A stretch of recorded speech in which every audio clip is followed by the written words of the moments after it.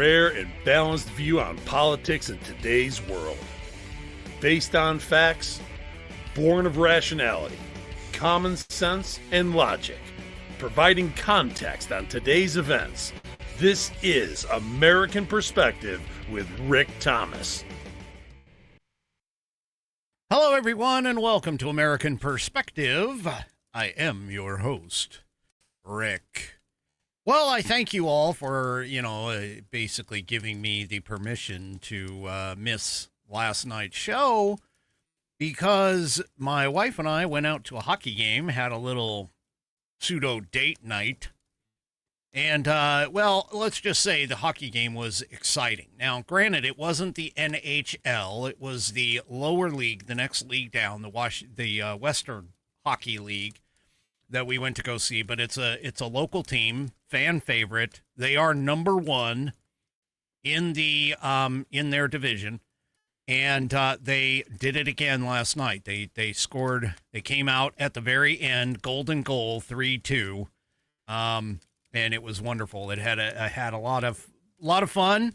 Of course, my wife loves going to the game, and one of the things that the game does have is they have a lot of cowbells.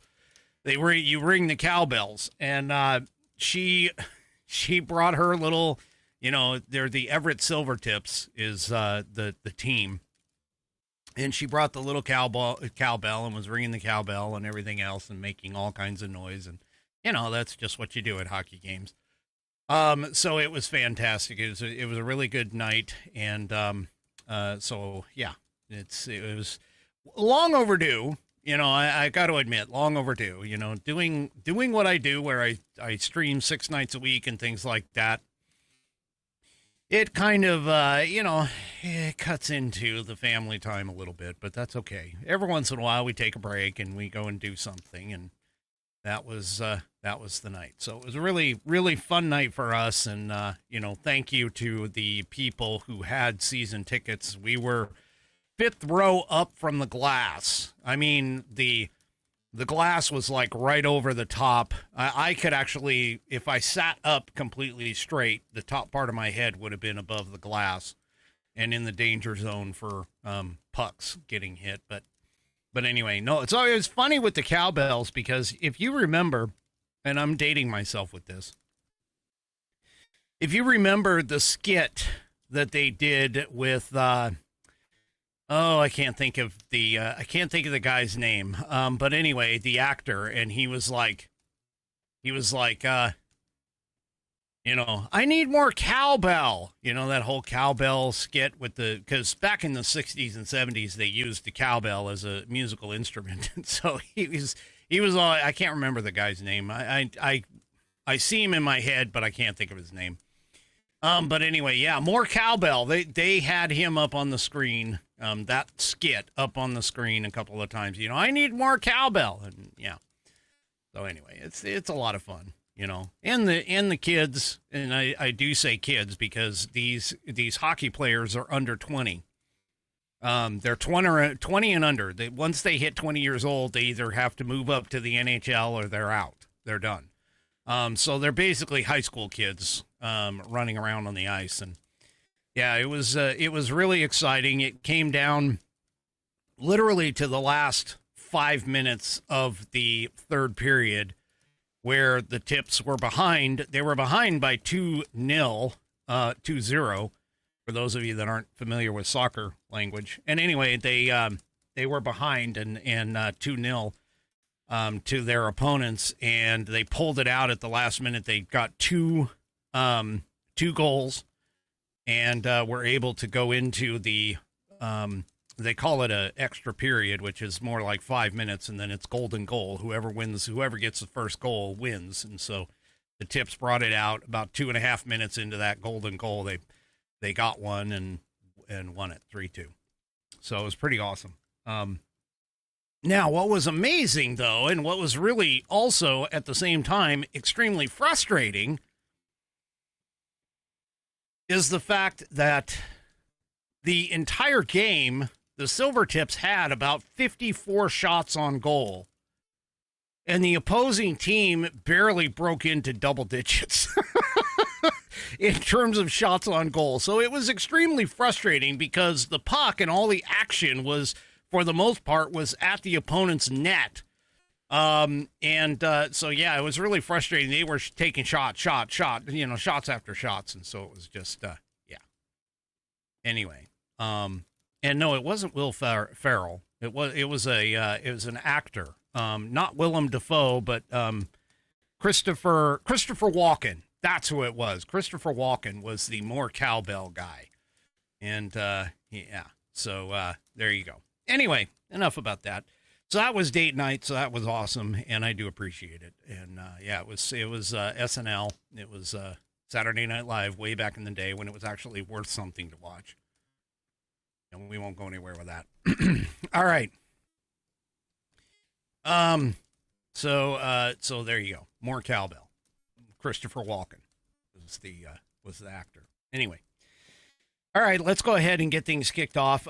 Really quickly first, I've drained the Buffalo Trace, but don't worry, there is another bottle already on the shelf, ready to open up. So tonight's glass, of course, is full of Buffalo Trace, and we have the wonderful gift, It Takes Stones to Drink with Whiskey glass from my wonderful Whiskey Warrior P1s that are out there. And there they are. There's the requisite stones. You can see them in the bottom.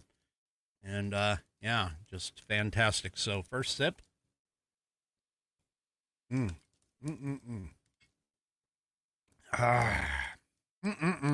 some good stuff right there. Oh, I also have another bottle of Four Roses on the shelf too. So, but I haven't finished my other one, so I still have a half empty bottle or almost empty bottle of Four Roses there. So, so there we go. Anyway. All right. Let's go ahead and, wow, just got all kinds of stuff. Oh, quick announcement before I forget. Bam's been after me for this because I haven't said anything, but here's the thing. Every year for Christmas, and we started it last year, so this is the second annual. We're going to call it the second annual Whiskey Christmas Light Show, okay? And so how this works, which I wish I would have remembered to do this earlier, about a week ago, but what I need you guys to do is head on out to your neighborhood and go and take photos of the Christmas lights in your neighborhood. I love Christmas lights. I love driving around and seeing them. They're so colorful and vibrant and light and bright. It's just awesome. And so go around, find some good ones, take some photos, send them off to me, send them to fans, FANS, at AmericanPerspective.online. Send it to fans, FANS, at AmericanPerspective.online. And I will show them for the December 23rd show. Because we're not going to have a 24th show or a 25th show. That's Christmas Eve and Christmas Day. We take that break. But we'll do it for the 23rd. We'll do it for that night. And so the more pictures I have, the better the show we have. And I'll go around, and I'm going to go around this weekend and grab a few. But yeah, let's do that. Now, Bonnie is asking for the call-in show. Bonnie, I'm gonna hold that until New Year's Eve. New Year's Eve, I think I'll do that. We'll possibly do the call-in show on New Year's Eve. Tentatively pending for that, and we'll do the call-in show for New Year's Eve, and you guys can all call in when you're soused and ready to ring in the new year. We'll have a lot of fun with that one because yeah, that'll be fun. Anyway. So yes, Christmas pictures, Christmas light shows, anything that you get, videos, pictures, whatever, we'll do them all on the 23rd and get them going on the 23rd. And of course, on the 23rd, I'll do my Christmas thing. And so, yeah, there you go. Okay, so let's go ahead and get the Pledge of Allegiance going here. So if you are of mind, please stand, remove your hat if you're wearing one, like me. And follow along with Judge Wild as he recites the Pledge of Allegiance. I pledge allegiance to the flag of the United States of America and to the republic for which it stands, one nation, under God, indivisible, with liberty and justice for all. Oh yeah, hoorah! All right, and of course, I thank Judge Wild for that wonderful rendition of the pledge. If you would like to hear your rendition of the pledge played here on the program, all you need to do is record yourself reciting the pledge or performing the pledge in your style. Take that audio file, video file, whatever kind of file, and attach it to an email address and send it off to fans, F-A-N-S, at AmericanPerspective.online. That's fans, F-A-N-S, at AmericanPerspective.online. And I will get you into the rotation. I've got 20. I'd like to hit 21 before the end of the year, so it would be great. So yeah. All right. But yeah, go ahead and definitely, please send in those photos. And Becky's in Australia, so Becky, yeah, send in your Australia stuff. I mean, come on, send it in. And I've got my unofficial show producer over here, Nana, who is hitting me up. I got to get the headline sponsor out of the way, so let me go ahead and do that. Let's talk about the Institute on the Constitution, which was established in 2004 as a 501c3 nonprofit with one singular mission, and that is to restore the constitutional republic through grassroots education. All courses and materials are developed using primary source documents and taught from the American view of law and government as defined in the Declaration of Independence in the following 3 key points.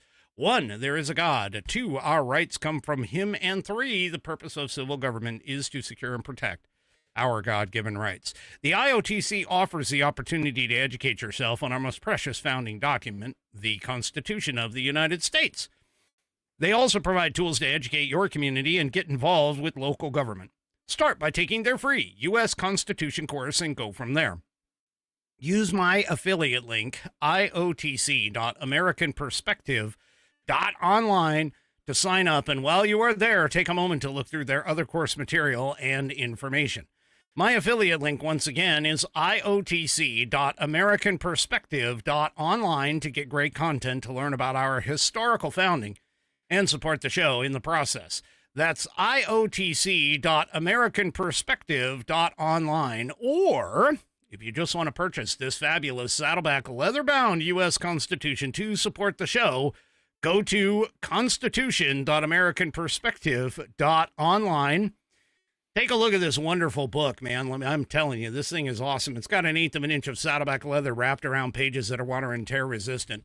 No cheap glue here, folks. Look at that. It's stitched all the way through the binding of the pages and the leather, so they are all tied together. It's got, I'm being told by my unofficial producer, sexy rounded corners. It's got a 100-year warranty. 100-year warranty against materials and manufacturing defects, such that the manufacturer will either fix or replace it for free if something does go wrong for the manufacturing and material defects. Anyway, it gives liberals gastrointestinal discomfort. It is buddy tested. Rest in peace, my friend. Buddy approved. Billy tasted, Billy approved. And my youngest whiskey warrior has confirmed that the information contained within will help you to achieve your civics badge in scouting. Not to mention the fact they also potentially pass your civics exam and potentially pass your naturalization exam, too. Head on over to constitution.americanperspective.online and get yours today. And, of course, I thank the Institute on the Constitution for that wonderful opportunity to be a brand affiliate. I've got some big news coming from them shortly next month. So it'll be fantastic. But I do appreciate them for allowing me to be a brand affiliate for now. All right. A couple other items before we get into the news today. And before we get to the on this day in American history, my producer is yelling at me. First of all, the wins that I got were nothing compared to some of the wins that were in Wyoming. So Coco Domingue, or sorry, Coco, insert name here, went ahead and sent off some photos and video for me because apparently over in Wyoming, they got winds so bad it actually knocked over a train. Oh my Lord, here is the train. Take a look at this. The box cars got blown over. Yeah, you can even still hear the wind. But look at that. The whole thing got derailed. It got flipped. It's on its side. Boxes are, the big containers, Connex boxes, are tossed off the rail cars. I mean, oh my gosh, I can't even imagine. And by the way, there's other photos with it too. Well, let's go ahead and show those. So there's other photos. This is a close-up image of it. Close-up images of these. This is just, these box cars are on the side of the track. They're falling over. Oh, whoops, I forgot. Yeah, I just did a mistake. I precursored this. So, at the same time with the wind, I got to explain this. So at the same time with the wind, one of the local stores had their sign messed up a little bit, but that sign that got messed up gives you it gives the liberals in particular a really good message. And here is the message. It is, get your updated FU shot now. This is what the conservatives need to go and get that updated FU shot. Anyway. According to Coco, the Connex boxes were reportedly, some of them at least, were reportedly empty. I'm just going to say some because I'm sure not every single one of them was, but anyway. So Walgreens out in Wyoming is sending you a message saying, go and get your updated FU shot. Yeah, you don't think I'm lying? You think I'm lying? It's right there. Get your FU shot. Oh, yeah, that's good. That is just good. I love things like that. So, all right. Okay. Oh, sorry, a little levity here. And then something serious. I do want to give a shout out to my mother, because unfortunately 5 years ago today, my stepfather passed away. And so I'm passing love and prayers to my mother tonight, because she is, anyway, so we had levity. Now we have a little bit of seriousness, and all right, let's get down to business. So there we go. All right. Oh yeah, can't forget, Nana's been hitting me up. So, she's been hitting me up here, my unofficial producer. So let's go ahead and get tonight's On This Day in American History going. That's right.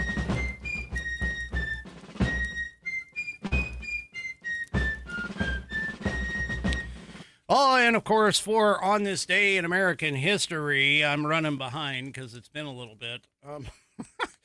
We read from the Patriot's Almanac, written by William J. Bennett and John T.E. Cribb. It is chock full of all kinds of information and little factoids about our country, this fabulous country that we call home. And so let's go ahead and talk about, the origins of basketball. This will be interesting. James Naismith, Naismith, was an instructor at the YMCA's School for Christian Workers in Springfield, Massachusetts, received a tough assignment in December of 1891. The head of the school's physical education department asked him to come up with a new game that young men Because remember, YMCA used to be called Young Men's Christian Association. Anyway, they asked him to come up with a new game that young men could play indoors during the cold winter months. Naismith had 2 weeks to think of something. He tinkered with different ideas for several days, and then he remembered a game from his childhood called Duck on a Rock, in which players tried to knock a small rock off of a big rock by throwing stones at it. The memory of stones arching through the air at a target gave him just the inspiration he needed. He had the school custodian nail 2 peach baskets to the railing of a 10-foot-high balcony that ran around the school gymnasium. Since his class had 18 students, he divided them into 2 teams of 9 and explained the players scored by throwing a soccer ball into a basket. The first words were not very encouraging when one of the class made the remark, "Humph, a new game," Naismith later said. "I asked the boys to try it once as a favor to me. They started, and after the ball was first thrown up there was no need for any coaxing. The game was an instant hit, but it needed a name. One student suggested Naismith Ball, which the sports inventor kind of rejected. Yeah, that didn't kind of like, yeah, anyway. Then someone came up with the idea of basketball, since, after all, players threw the ball into peach baskets. In the early days, the baskets had no holes on the bottom, so someone had to climb up and get the ball out whenever anyone scored. Basketball is now America's most popular indoor sport. James Naismith, who was born in Ontario, Canada, became a proud U.S. citizen in 1925. And that is today's On This Day in American History. There you go. You can thank the YMCA for the game known as basketball. Oh, all right. Yeah, okay. All right. So there you go. Well, let's get into tonight's stories. First up, the Brown University shooting suspect is now reportedly dead from a self-inflicted gunshot wound, which is, well, let's be honest. These guys killing themselves, that's kind of fitting. In my personal belief, it sort of protects the American people from having to spend a whole bunch of extra money try and get these guys and put them into prison and all of everything else. It just saves us a bunch of time and money. So, anyway. Breitbart News noted that the person of interest whom police had pursued had been identified earlier in the day, so this was at Thursday night. So, had been identified earlier in the day, and that law enforcement was actually eyeing a possible connection between Saturday's Brown University shooting and the Monday slaying of an MIT professor named of Nuno Luriero. Wow, I don't even know if I could pronounce that correctly. My apologies. Luriero, Loureiro, was shot multiple times at his home on Monday night and then rushed to the hospital where, unfortunately, he died. Later in the day, the search for the person zeroed in on a storage facility in Salem, New Hampshire, where the New York Post reported a suspicious vehicle was found. Television screens were flooded with scenes of law enforcement scouring the storage facility, and then news of the discovery of the deceased shooting suspect broke. He was reportedly found inside the storage facility. Now, keep in mind, too, that the New York Times also reported that law enforcement had gathered DNA and fingerprints off of a shell casing. I think there has been a actual connection, a physical connection between the two of them. In fact, my unofficial producer over here is saying that both guns involved in both shootings have been found or were found next to the shooter. So, I also know that, like Mark Levin was saying on his show, that there actually is a connection in the fact that the two professors, the professor that was not there at Brown, but the room that she teaches in was where the suspect went, and I think he was looking for her. Both of the professors are Jewish. So there is some sort of a connection there in terms of that. And according to the DHS Secretary Kristi Noem, apparently this individual, the suspect in both shootings, was brought in under a immigrant visa program known as the Diversity Lottery Immigrant Visa Program, DVI-1. And that this guy came in 2017. He was granted a green card. Yeah. Think about that. 2017. What was in 2017? Who was in office in 2017? Unfortunately, with that program. Who was in office? It was Trump, unfortunately. So, I don't know. President Trump sought to end that diversity program in 2017 following the terrorist attack in New York City that left 8 people dead.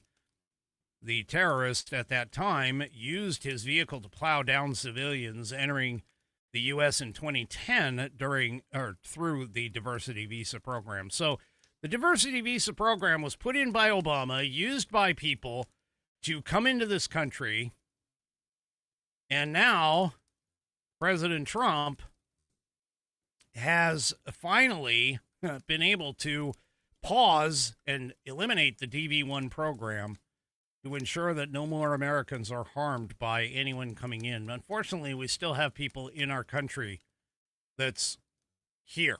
So, yeah. Anyway, this is, let's be honest, these people should not have been in the country. Now, for those of you that don't know, the DV-1, Diversity Immigrant Visa Program, provided up to 50,000 immigrant visas every single year. The visa winners were drawn at random among all the entries to individuals who are from countries with low rates of immigration to the United States. So after Trump called for an end to the visa program, Republican members of Congress made efforts to end it, but were stopped by none other than Senator Chuck Schumer. That's right, and the Democrats, according to DHS Assistant Secretary Tricia McLaughlin. So, yeah. Anyway, 2020, Trump had suspended processing of those diversity visas, but then, of course, President Joe Biden turned it back on. And authorities found the Brown shooter suspect dead in a storage unit in Salem, New Hampshire. As I said, he is a Portuguese national, and he was found dead from a self-inflicted gunshot wound. At least they got that guy. That's good. Somebody else that they got. You remember that Wisconsin judge, Hannah Duggan? D-U-G-A-N, Duggan. Hannah Duggan. You remember her? Who tried to help that illegal alien evade arrest? Well, the jury is out. The jury is in. The verdict is in. The jury is out. The verdict is in. And she is found guilty. That's right. She has been found guilty. And the verdict, of course, followed a trial centered on allegations that she helped the illegal alien evade federal immigration agents by altering courtroom proceedings and escorting him through a restricted exit after agents were seen waiting in a public hallway outside of her courtroom. That's what justice looks like, folks. That is what justice looks like. And she should be sent to jail. Period. So, yeah. Anyway, yeah, she's gone. Thankfully, she's gone. She now faces 5 years in prison, potentially. She is possibly, I mean, keep in mind, she hasn't been convicted yet. She's only been charged and found guilty of felony obstruction, as well as a misdemeanor count of concealing an individual to prevent arrest. Now, obviously, the defense attorneys are saying that, yeah, we're going to go ahead and appeal this. So this is long from over, folks. But yeah, she needs to go. She just needs to go.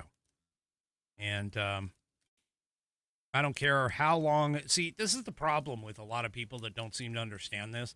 I don't care how long of a record you have of doing good in society. I don't care if you are basically everything that you have done in your entire life qualifies you for sainthood.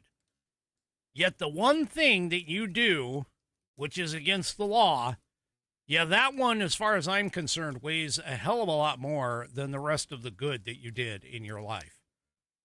Because you made, and this is the thing, is you made a conscious choice to break that law. You made the conscious decision to break the law, to harbor a illegal alien, a fugitive. That's, Title 8, Section 1324. Okay. You made the conscious decision to do this. So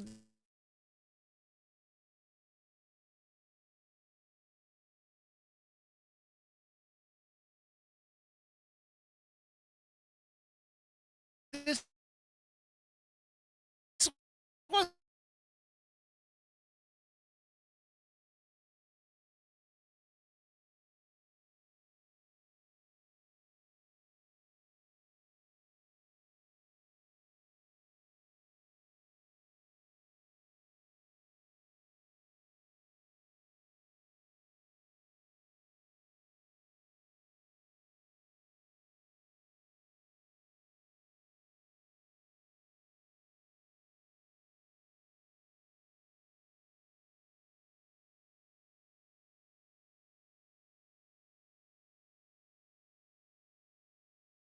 isn't like jurors submitted 2 questions. Supposedly, the jury submitted 2 questions to the court. And, yeah. So there you go.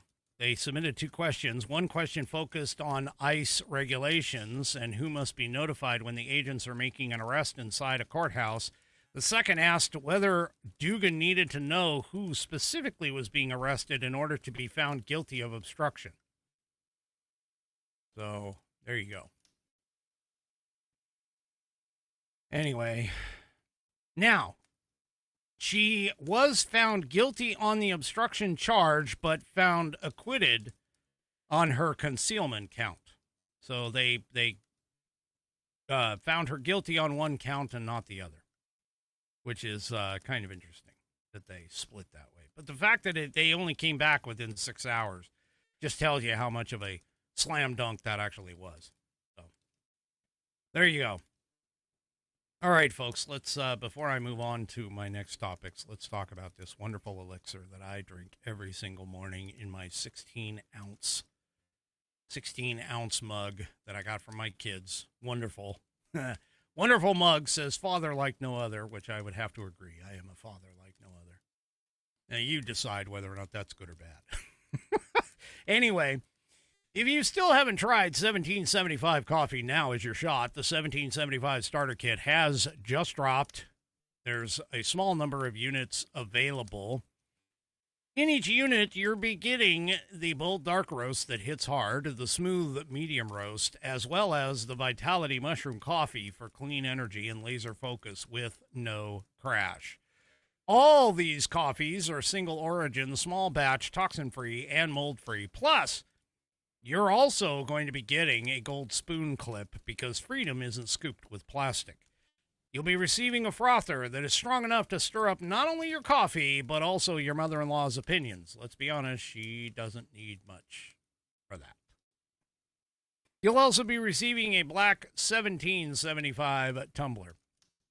All in total, it's $170 worth of coffee and gear, yours for the low, low price of $99.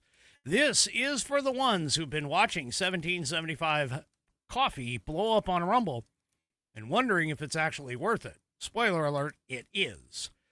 Head on over to 1775coffee.com/studio and grab your starter kit before they are gone. Go to 1775coffee.com/ and for those of you that don't know, that / is the question mark key on your keyboard, /studio, and grab your starter kit before they are gone.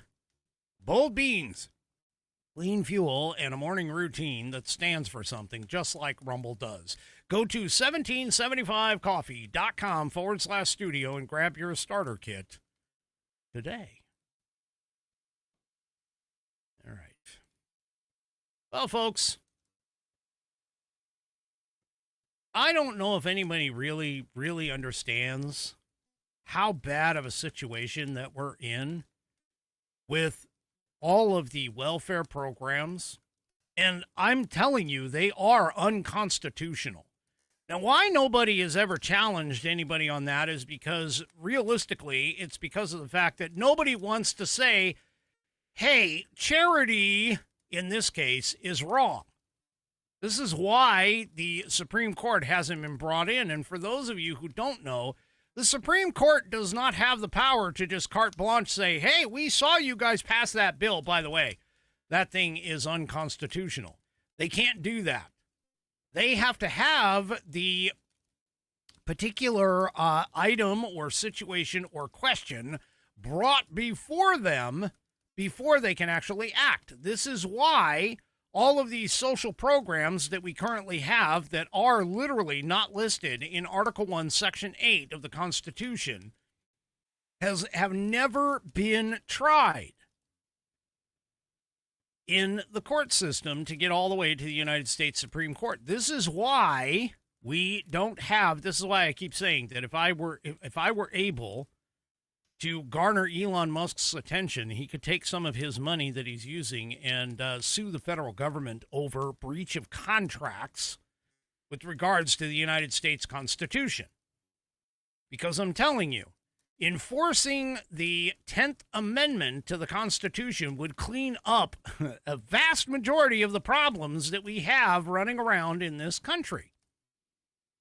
Because then what would happen is the individual states would be taking this on. Well, here's one of the biggest problems. Now, you keep in mind, the Democrats keep saying that, no, if you're an illegal alien, you don't qualify for any of these welfare programs, these social programs, you're supposed to be an American citizen. You're supposed to be an American citizen. Well, unfortunately, that isn't the case. And I'm just telling you right now, this is our biggest money suck at the federal government level is right here. And let's take a listen to the Secretary of HUD, Housing and Urban Development, Turner. That for you, 59% of illegal alien families use one or more welfare program in our country, costing about $42 billion a year. So if you think about almost 60% of illegal alien families using our welfare system, one or more of them, costing about $42 billion a year, which should be prioritized to help the American people, not to remain on subsidies, if you will, but to get a hand up and then to get off of government subsidies to live a life of self-sustainability. And so you have housing, you have affordability, you have housing supply, you have medical, you have the corrections, you have education. And so when you get all of these people coming into our country, it puts a strain on us. But thank God, under President Trump's leadership, we're getting our fiscal house back in order. The border is being secured. Affordability is coming around. And I believe that next year, because of the things that have happened thus far in President Trump's leadership and in this administration, that next year, from a financial standpoint, from an economic standpoint, from a safety standpoint, and more, that the American people will begin to thrive once again. So there you go. There you go. There is almost 60% of the illegal aliens, people who are not supposed to be here, are taking advantage of one or more of our welfare programs. And I think our welfare programs, realistically, again, I mean, I'm a strict constitutionalist. If it doesn't show up in Article 1, Section 8, the federal government should not be involved because of the 10th Amendment. People need to understand that there is a large section of the government that has been running off kilter. Well, it's not just that is the problem. We have a lot of people who take advantage, even within our American system, take advantage of our systems. Now, one of the things that is out there is called the Supplemental Nutrition Assistance Program. Supplemental Nutrition Assistance Program, known as SNAP. Well, here recently, Donald Trump and the Trump administration went ahead and changed the rules and said, hey, you now can't go and or at least as far as the U.S. Department of Agriculture is concerned, which administers the program, they basically said, hey, states, if you decide to prohibit the use of these benefits for things like candy, sugary drinks, and other items, beginning in 2026, go ahead. Well, one state decided to do that, the state of Missouri. And let's just say the state of Missouri, well, it's a red state. We'll be honest. Missouri is a red state. And, the people who, or at least one individual who gets benefits, kind of had a little bit of something interesting to say about it. Let's go ahead and head on over and take a listen to this brilliant, and I'm being facetious, individual. Care isn't the only cost, of course, causing financial strain for many Americans. Rising food prices are also a top concern. But Missourians who get SNAP benefits to help pay for food will soon see a change in what they can buy. John Kipper reports soda, candy, and other snacks will soon be banned. What's the point of food stamps if it's just for real food? Hannah Moore believes she and... Wait. Did you catch that? Oh, I got to back this up just a little bit. Because that came on really, really fast.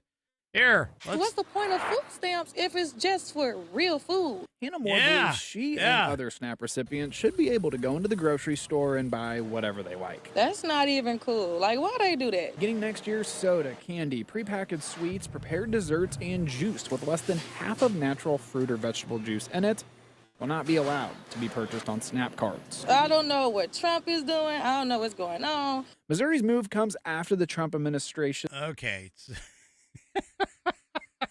You know, she should have qualified, honestly, for the moron files. I'm just saying. She should have qualified for the moron files. But yeah, it's like, wait, the Supplemental Nutrition Assistance Program, which is supposed to help me keep my nutrition up, won't let me buy junk food?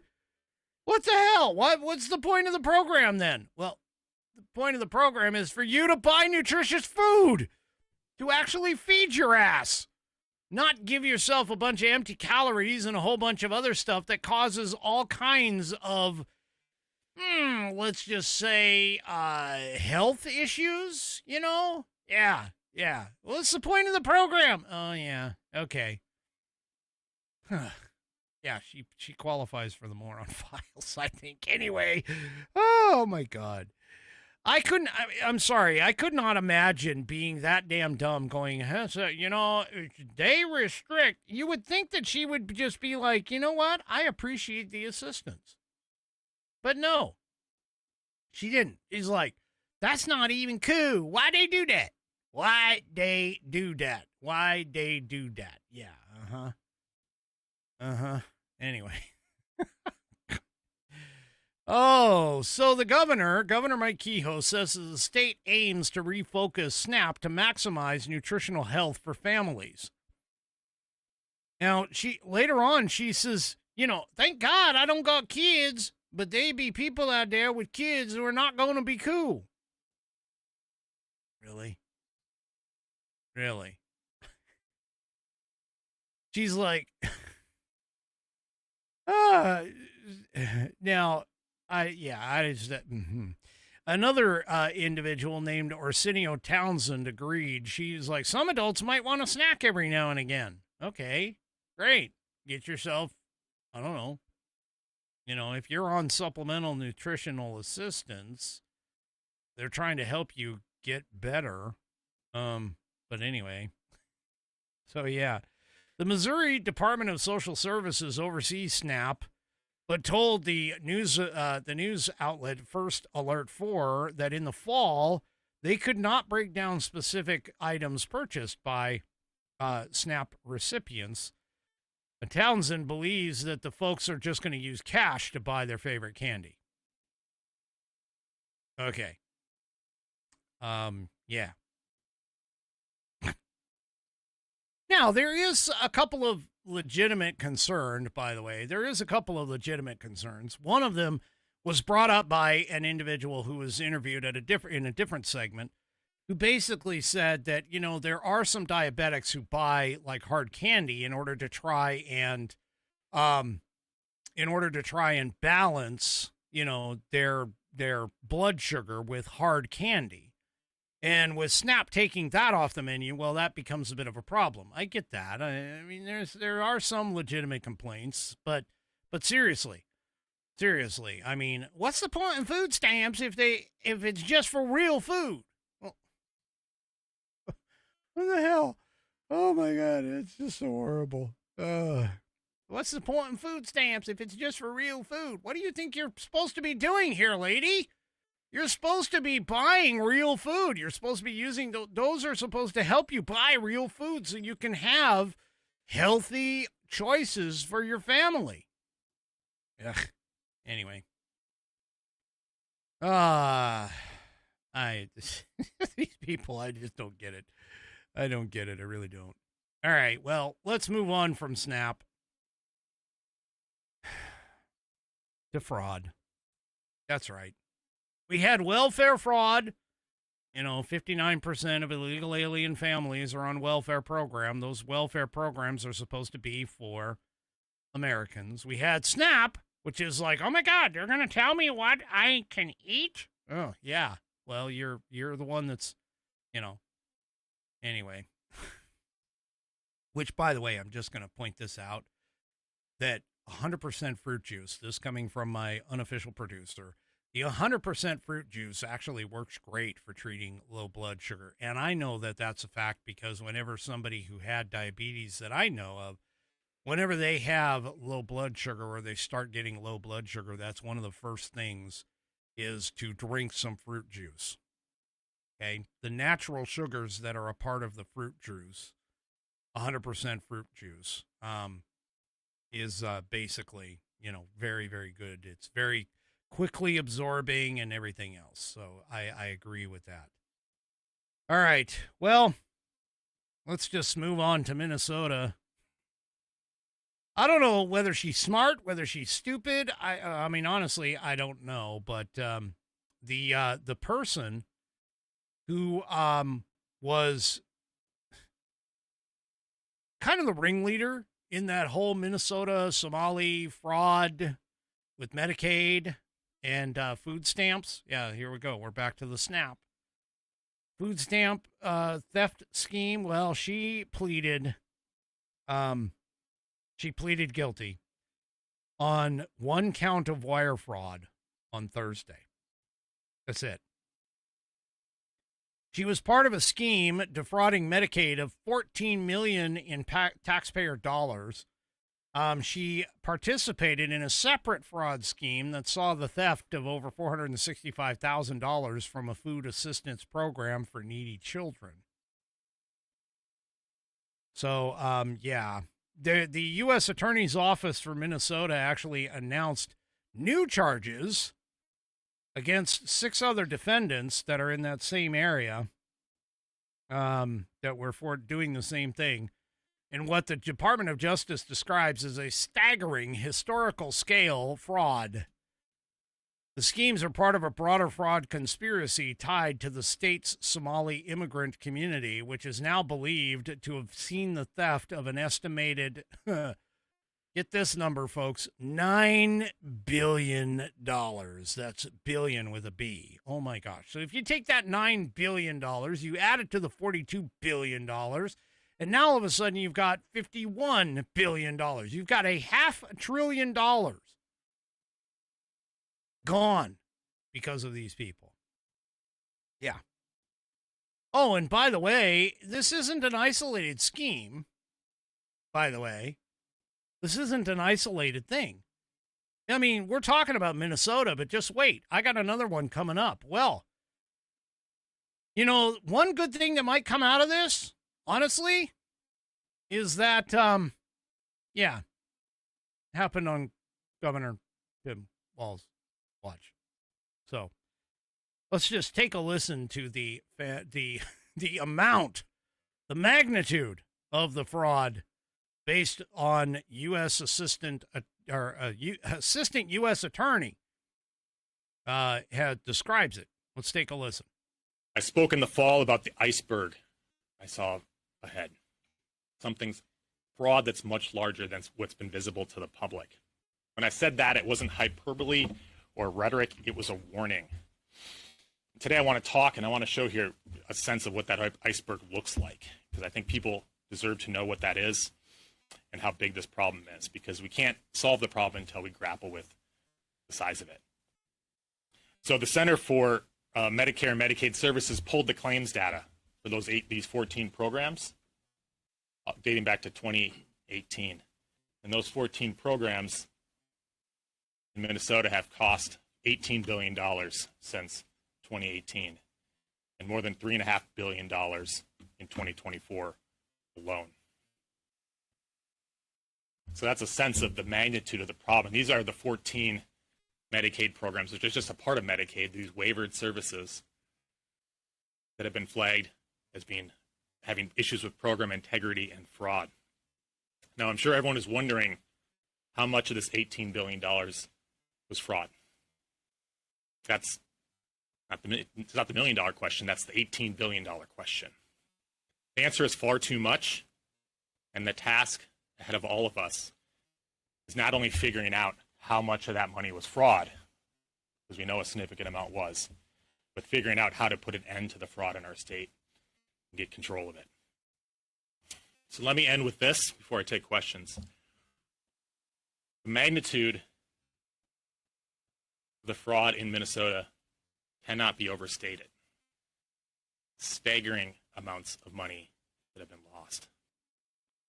Staggering amounts of money have been lost. Staggering. Oh my gosh. Well, yeah, that's what happens when you have a program, honestly, when you have a program that essentially, freaking doesn't have any policing behind it to make sure that these people are actually doing what they're supposed to be doing.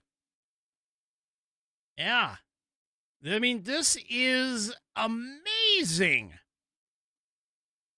This is amazing.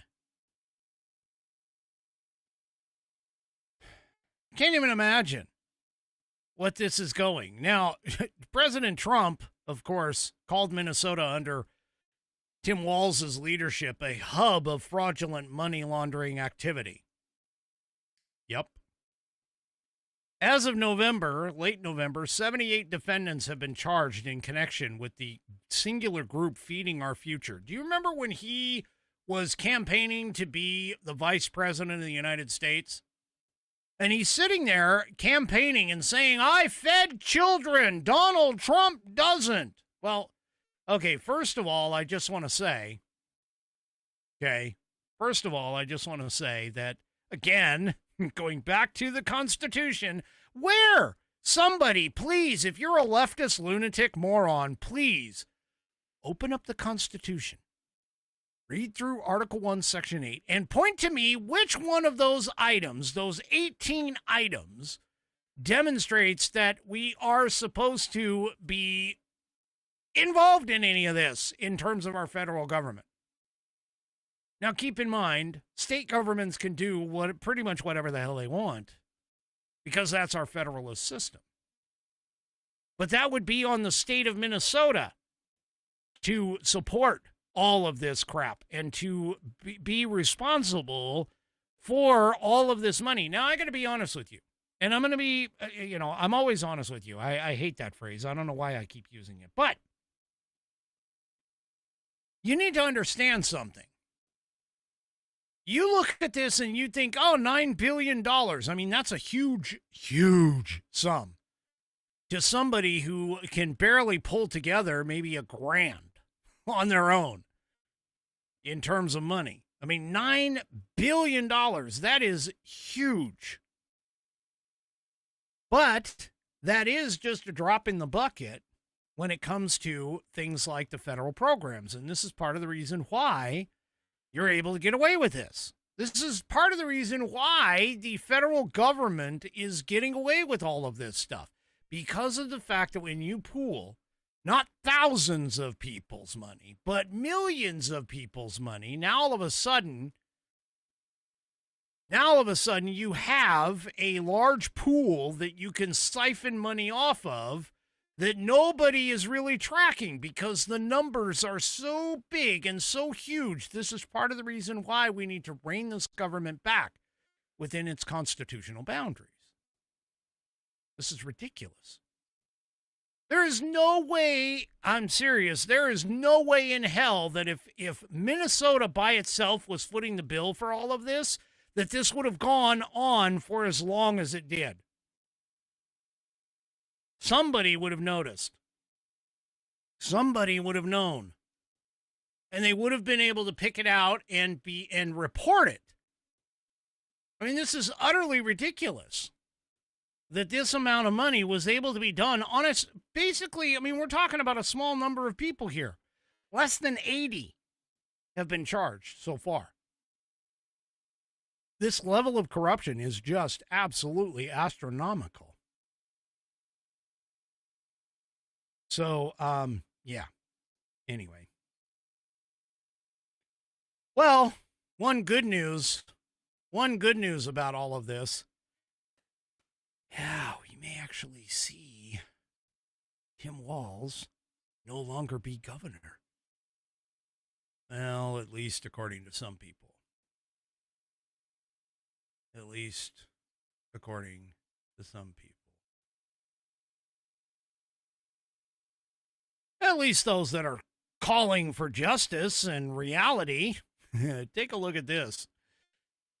You know, it's interesting. He's made quite a few maneuvers that are questionable, I would say, over these last years. Now appointing, I should say, a fraud czar, but he closed at the statewide level an office that investigated fraud for many years. There are questions about that. This has only renewed the call for Governor Tim Walz to resign. He is currently running for a third term as governor, but this has really ramped up under his watch the last 7 years, all of this fraud exploding onto the national scene. I think it's 5 or 6 federal investigations that have now been announced in Minnesota from SNAP, our welfare fraud. The state doesn't want to give that over. Our voter rolls, Minnesota doesn't want to hand that over to the feds. Illegal immigrants having commercial driver's licenses here. In fact, President Trump saying that Walz has turned Minnesota into a fraudulent hub of money laundering activity. Those are the president's words. So I gotta tell you, man, I am extremely glad. Oh my gosh, the more that I hear Kamala Harris speak, and the more that I see of all of this stuff going on, wow, I gotta tell you, I am so glad that Donald Trump helped us to dodge yet another bullet. That's right. Another freaking bullet. Yes, the first bullet was taking out and removing Hillary Clinton from the possibility of becoming president. Holy crap, folks. Can you just imagine? Just take a trip with me for just a second. Let's just say that Tim Walz is an example of the Democrat Party. That everybody who is involved within the Democrat Party is all knowing, they all understand everything that's going on. They know all of the corruption schemes. They are completely tied into all of this stuff, which, I mean, it really isn't a far stretch. Because let's be honest, the minute that you're a Democrat and you become a member of Congress or get into the public service, all of a sudden your net worth goes from like, barely $100,000 a year to like millions in a second. Just take a look at AOC, one of the dumbest damn people who have ever entered Congress. I mean, she was a freaking waitress / bartender with barely 2 nickels to rub to her name in freaking New York in the Bronx. And all of a sudden now she's worth a couple $1 million minimum. Just imagine the amount of fraud. This is just what we're seeing. We're scratching the surface. This is sort of like the old iceberg and the Titanic kind of idea.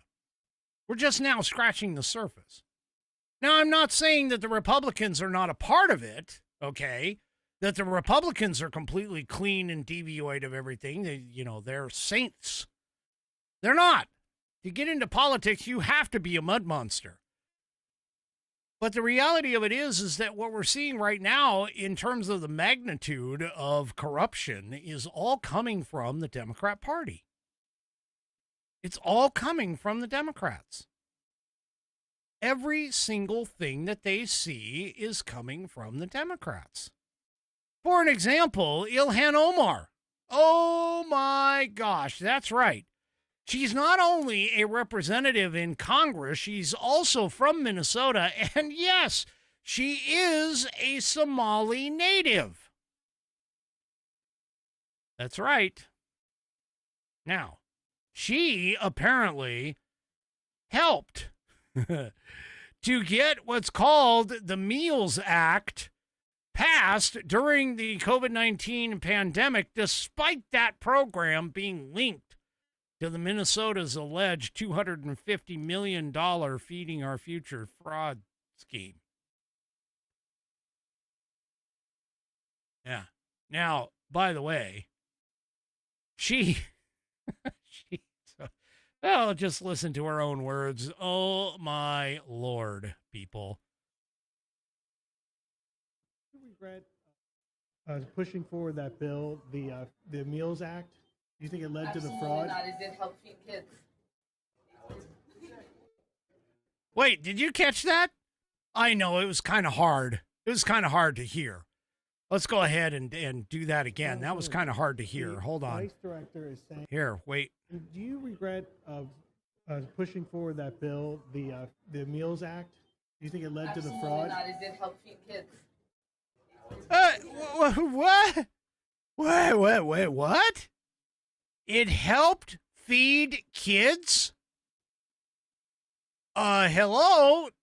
No, it helped feed people who were not a part of the whole situation. I'm sorry, I'm trying to get the thing off the screen here. Give me just a second. It didn't help feed kids. What the hell?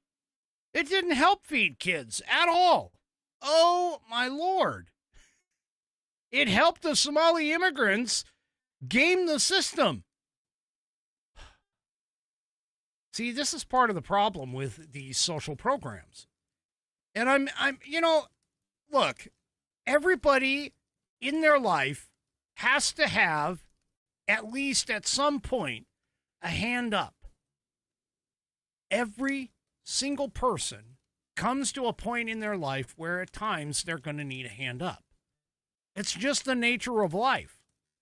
And yes, I do agree that if I'm a bleeding heart, I'm not going to say liberal because let's face it, there are bleeding hearts in the conservative movement too.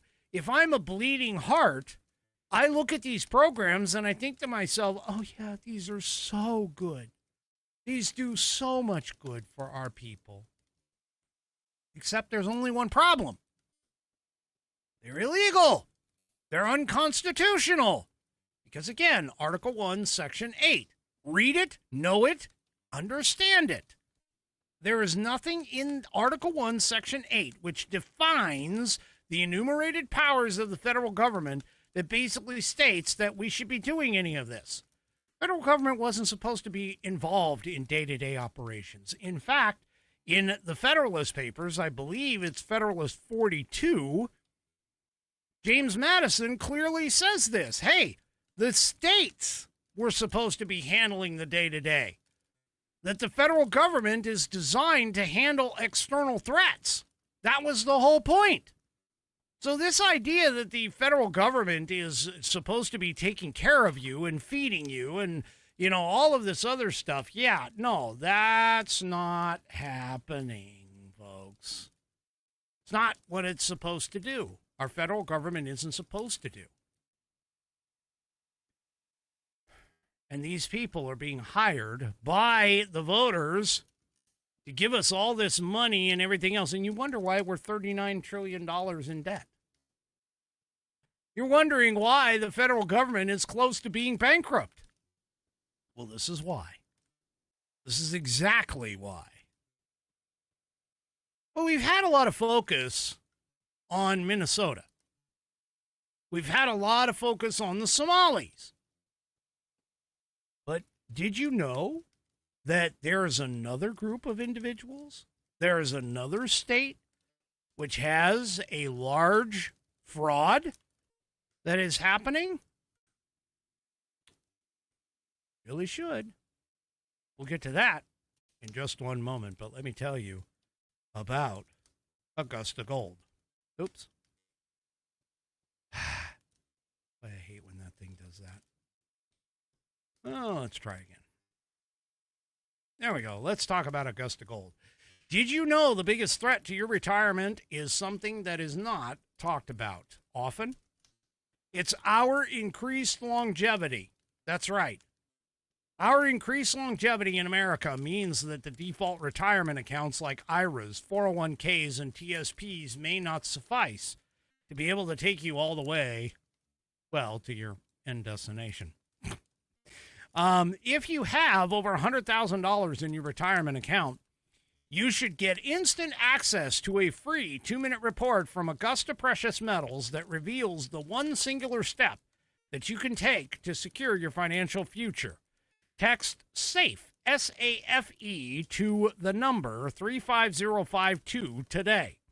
Once again, to get that free 2-minute report from Augusta Precious Metals that reveals the one singular step that you can take to secure your financial future, text SAFE, S-A-F-E, to the number 35052 today.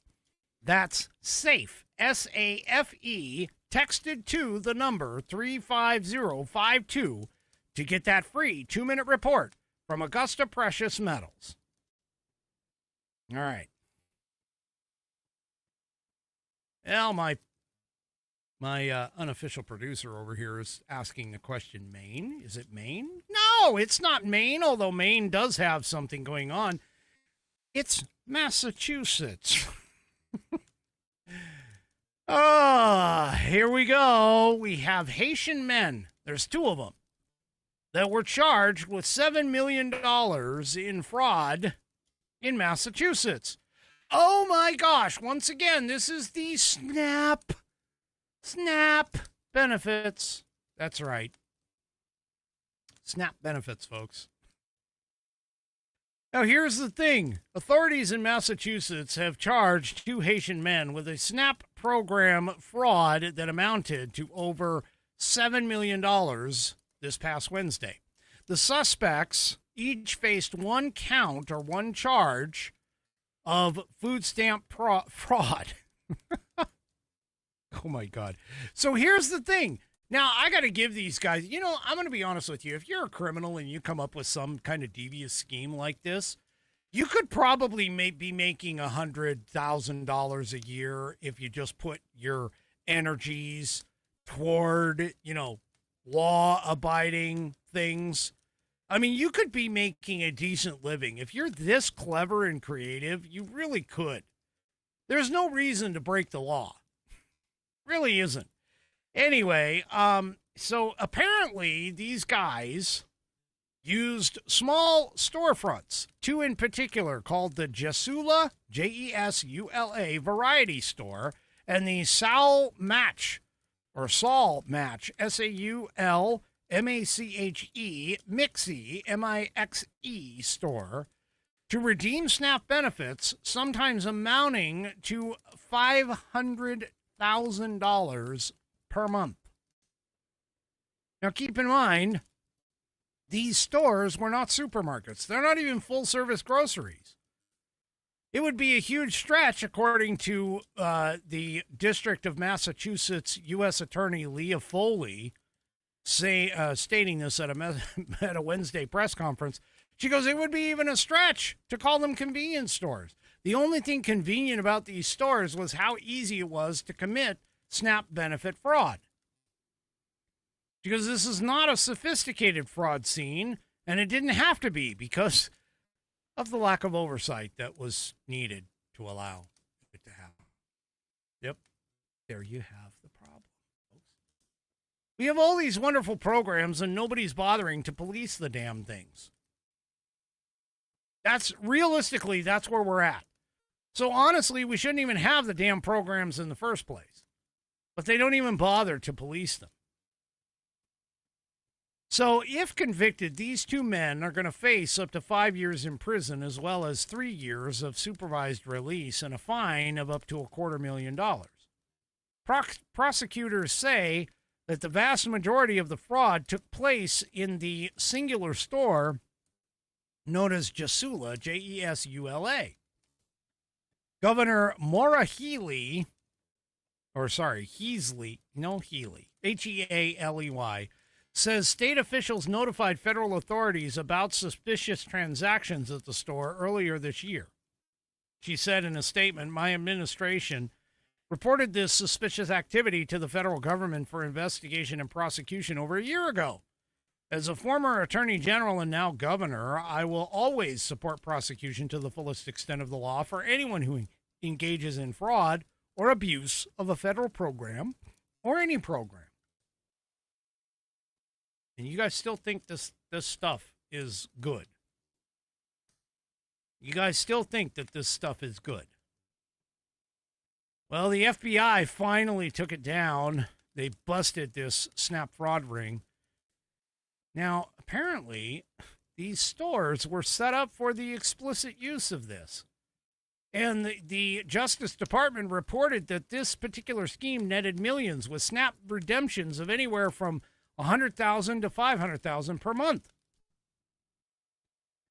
To give you an idea of the size of these frickin' stores, this Jesula store, variety store, was only 150 square feet.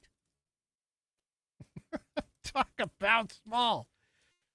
Oh my gosh. The other store, which was a 500 square foot store, both of them were in the Mattapan, Mattapan neighborhood of Boston. Yeah. It was exceedingly high, their SNAP benefit redemptions. For comparison, a full-service supermarket in the area redeems only about $82,000 per month in SNAP benefits. And they had many months that were topping 300,000. We're talking an increase of almost 3 times the amount of a regular store. 70% of the transactions in these stores were for $95 and above, which is even more typical for a supermarket than a small neighborhood storefront. So I take that back. Maybe they weren't smart enough because they didn't understand that you got to keep things down low and under the radar before they get connected.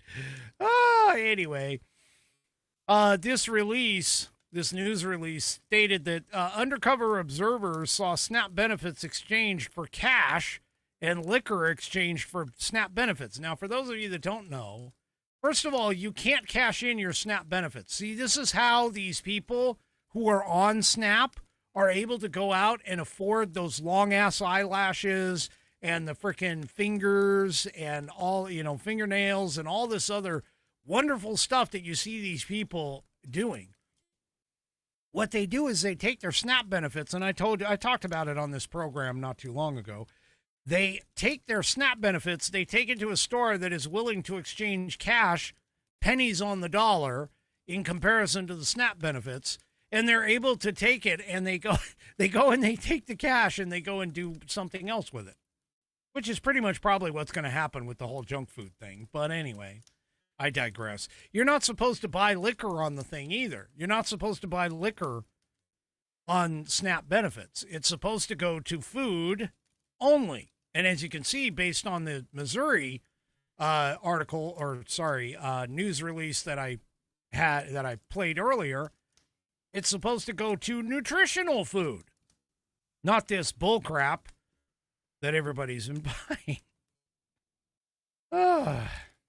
Anyway, the United States Attorney Leah Foley also said, according to WFXT TV, that these men abused one of the government's most critical safety net programs for their own financial gain. Now, I'm going to argue with that and say it isn't even supposed to be there because it's not a constitutional responsibility of the federal government.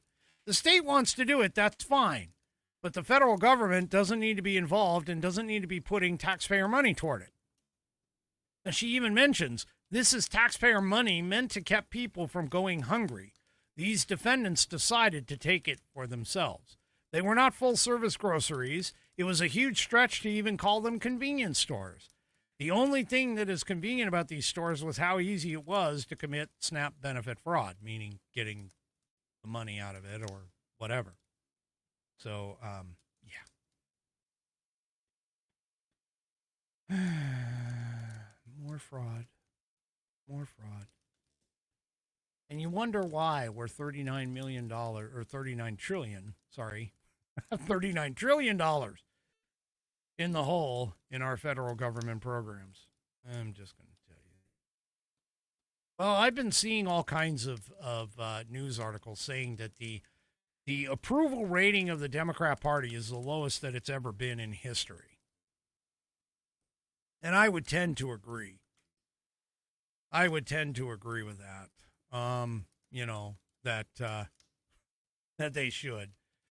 But there's at least one Democrat by the name of Seth Moulton who is a representative. He is actually admitting that his party is out of touch. No shit. Anyway, Seth Moulton said on Thursday that his party is viewed as out of touch by Americans. You think? Ugh.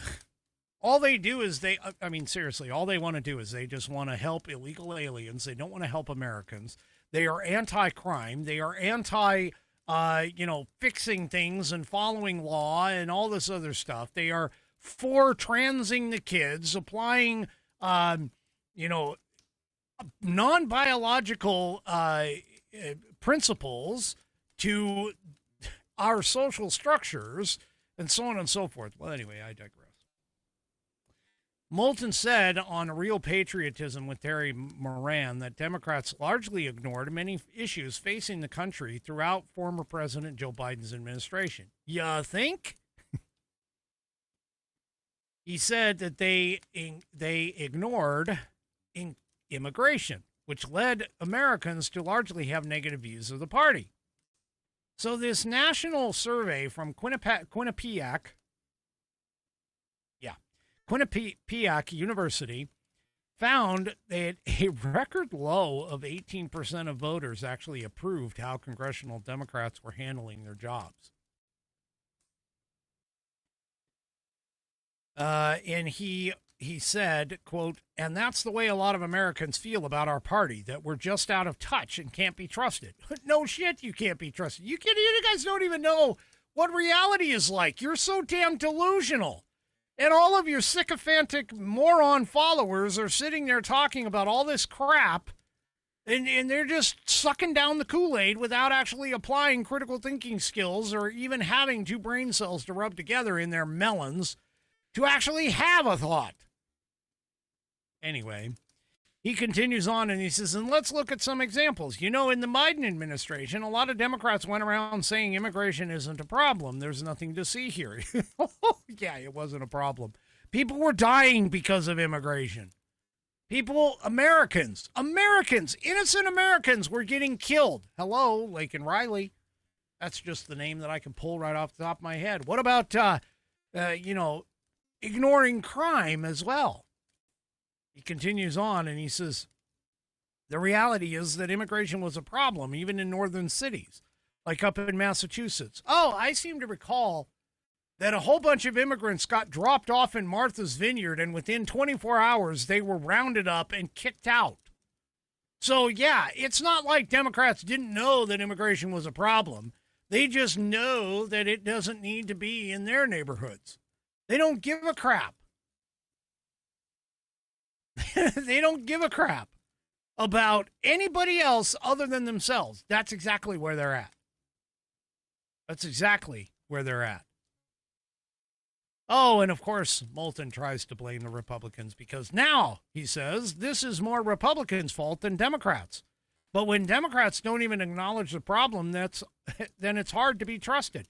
No, it's not Republicans' fault. See, what you don't understand, Representative Moulton, is that the Republicans know exactly what the Americans want. They want safe cities. They want closed borders. They want to be left alone by the government. They want low taxes. They don't want a whole bunch of freeloaders in here. They want people who are responsible and accountable for their own well-being. They want America and American values and principles to be brought back to this country. That's what Republicans want. And you Democrats have decided to leave it all for the leftist lunatics that are running your party right now. This is nuts. This is absolutely crazy. Yeah, he also, by the way, says that he credits the party's unpopularity to the Biden administration claiming that inflation was transient and that Biden was in good health. Immigration was not transient. These people were brought here for the specific purpose of ensuring that Democrats will continue to get votes, illegal votes, but continue to get votes. And as far as Biden being in good health, man, that guy should never have been in the Oval Office in the first effing place. I mean, he was not only stupid, but he was also, corrupt. I'm telling you, the Hunter Biden laptop story being suppressed was the biggest #1 nationwide issue that kept Trump from coming back in for a second term. That was it.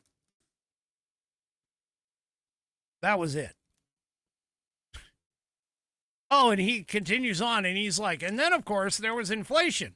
Oh, yeah, the inflation that was caused by, let's see, the all of the Congress passed things like the Inflation Inducing Act. It was actually called the Inflation Reduction Act, but it's the Inflation Inducing Act, which took us up to the highest inflation that we've seen in nearly 50 years. Yeah. Yeah. Democrats are stupid. Democrats have no idea how to run this country.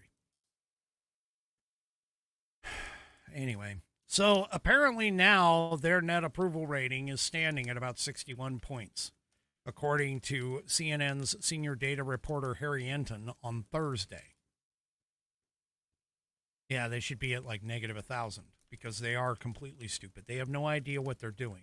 They're bowing down to the leftist lunatic morons that they've got running around in their organization. Anyway.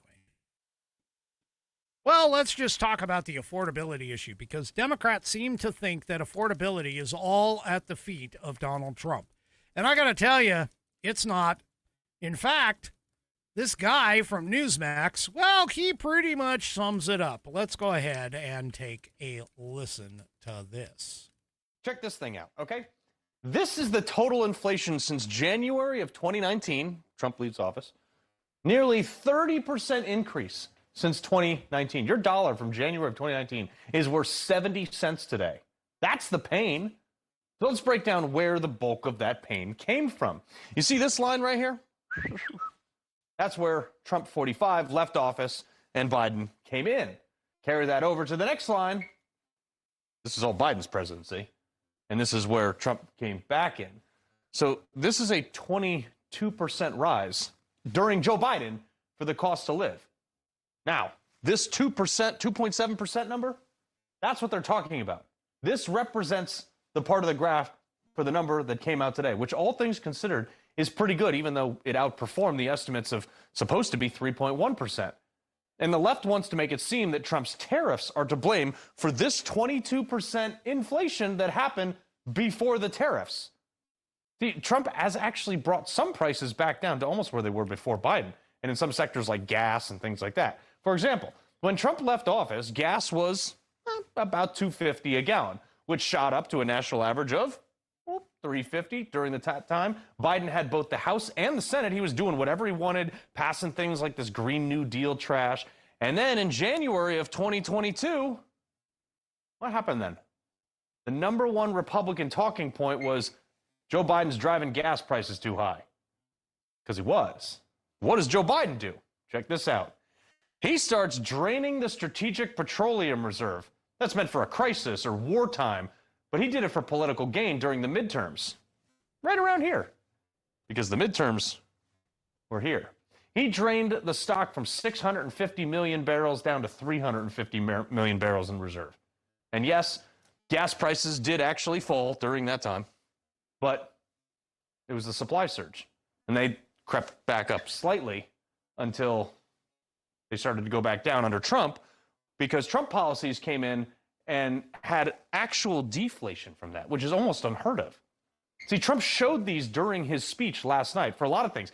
Egg prices down, hotel rates, new used cars, there's their gasoline, airfare, prescription drugs, sporting events, all these. Actually, not regular drugs. Those drugs actually are way up because we keep blowing up the supply lines off of the coast of Venezuela. But all of these things are down. They're not up by less. They're actually down, which is deflationary.